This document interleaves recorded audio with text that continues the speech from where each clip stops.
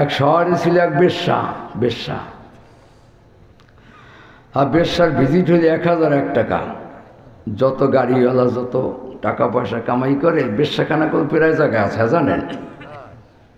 আল্লাহ, বেশ্যা, বেশ্যার ভিজিট কত? 1001 টাকা রাত পিছে।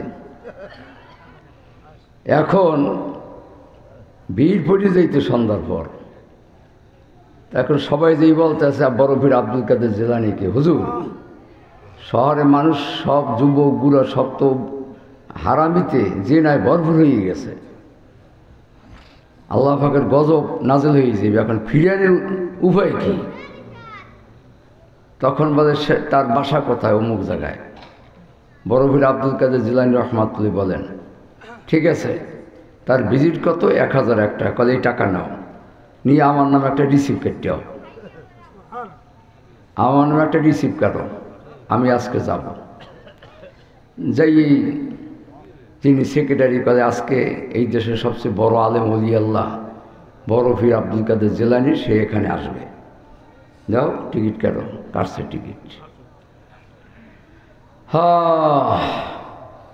মাগরিবের আগে আসরে পড়ি যাইয়া হুজুরের দরজায় বই দিয়েছে। হুজুরে কি এখন আর মক্কেলার যেই দেয় হুজুরে এখন আর কেউ যায় না।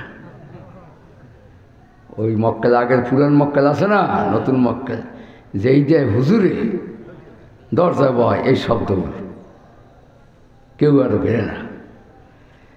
এখন বেশ্যায় দিকে কিরে মক্কেলায় না কেন? কলে হুজুরে বসা, সে টিকিট কাটছে, যাও। ঢুকছে, কাল তো হুজুরে আসো, হুজুরে ঢুকছে। হুজুরে একটা জায়নামাজ হয়ে গেছে, নূতন কাপড় লেগে গেছে। ঢুকেই বলতে আছে, বেশ্যা গোসল করো, আজকে রাত তো আমার। কলে হয়। কলটা গোসল করো। করছে গোসল। কলে এই কাপড় নাও, এই কাপড় পরো, এবারে জায়নামাজ আসো, সেজদা দাও। কলে হুজুর আমি নামাজ তো জানি না, সুরে কেরাত জানি না। কলে না জানলে খালি সুবহানাল্লাহ কইয়ে সেজদা দাও,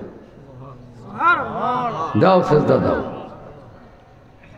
যেই নামাজের যাই দিতেছে সেজদা, সুবহান আল্লাহ, সুবহান রব্বিল আল্লাহ কইতে নাই, মাওলার টপ করিয়া ধরিয়ে ফেলাইছে। এখন আর বেশ্যা মাথা জাগাইতে পারে না, খালি শুধু কান্দে আর বলে, হুজুর আমি খাস তওবা করলাম, জীবনে আর কোনো দিন জিনা করব না। কি বাবা ওয়াজ বোঝেন তো? হেদায়েত কার হাতে? দেখছেন হেদায়েত মাওলা দেয় কেমনে? অর্থাৎ ওয়াজ শোনা সহজ, কিন্তু মানা বড় কঠিন। বলেন ঠিক কন? ওয়াজ কিন্তু শোনা বড় সহজ, মানা বড় কঠিন।